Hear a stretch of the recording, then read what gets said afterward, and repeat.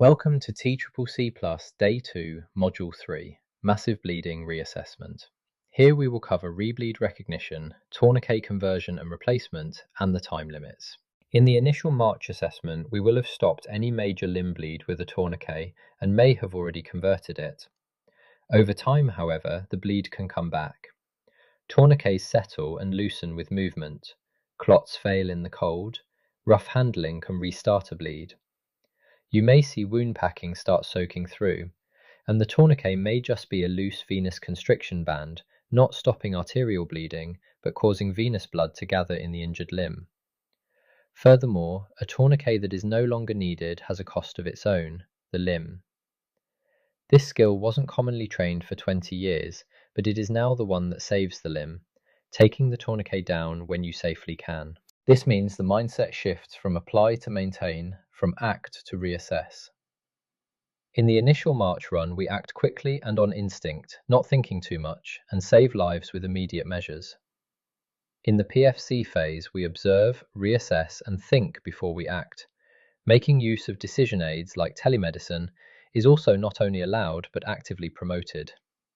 Specifically for the M part of March Pause L, you should reassess every intervention you made for bleeding.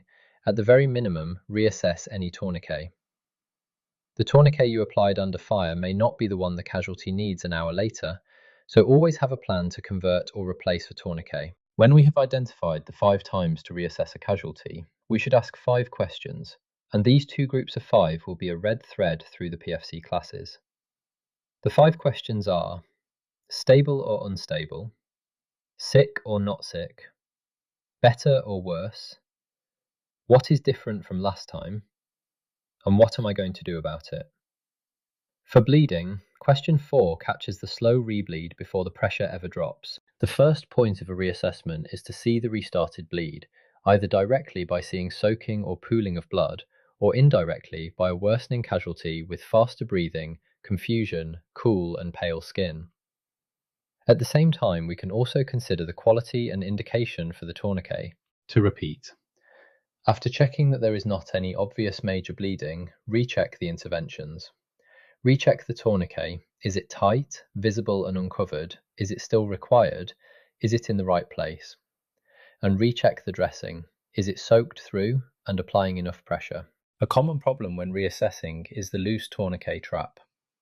A tourniquet that has loosened to half tight is now bleeding the limb, letting arterial blood flow to the limb, but not allowing venous blood to flow back. Loose is dangerous, half tight is dangerous. A venous bleed can become bad due to venous congestion and bleed more due to a loose tourniquet. When you check, it should be tightened all the way or completely loosened, never in between. To repeat, after checking that there is not any obvious major bleeding, recheck the interventions. Recheck the tourniquet. Is it tight, visible and uncovered? Is it still required? Is it in the right place? And recheck the dressing. Is it soaked through and applying enough pressure? Here we will cover the 2 deliberate actions: tourniquet conversion and replacement. Conversion is swapping the tourniquet for wound packing and a pressure dressing and easing the pressure of the tourniquet off. Replacement is loosening a hasty, high tourniquet after applying a tourniquet to a deliberate position 5 to 10 centimeters above the wound. Think of the decision as a traffic light.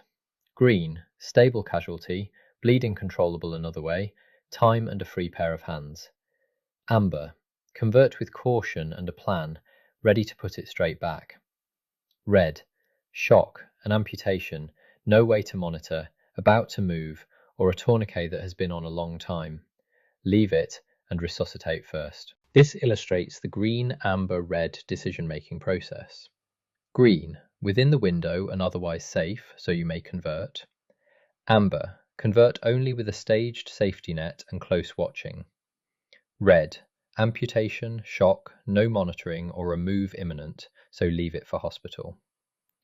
Know which light you are on before you touch a tourniquet. Time decides what you are allowed to do. At this level, almost consider taking a tourniquet down if it has been on less than about 2 hours. Between 2 and 6 hours, conversion is a job for a skilled provider who can monitor the casualty closely afterwards, not a routine field action. Past about 6 hours, leave it on. The limb damage is done, and releasing it is a hospital decision, with the casualty watched for reperfusion injury when it finally comes off. Convert early or not at all, and never release a long-duration tourniquet into an empty tank. Fill the casualty first, then release. Let us repeat this from yesterday. Confirm the casualty is stable. It is tactically sensible to take the time to convert. The tourniquet has been on less than 6 hours and the bleeding is controlled. Remember that the past 2 hours, this is a skilled provider's decision, not yours at this level. Pack the wound and put a compression bandage over it. Then release the original slowly, over about a minute, and watch. If the wound stays dry, leave the loosened tourniquet slack on the limb, not removed. Mark the time, reassess continuously, and give pain relief. If the wound rebleeds, the conversion has failed. Retighten the original at once to control the bleeding, then move to a deliberate replacement above the wound. Do not keep trying to convert a wound that has already rebled. And never loosen and retighten to give the limb a break.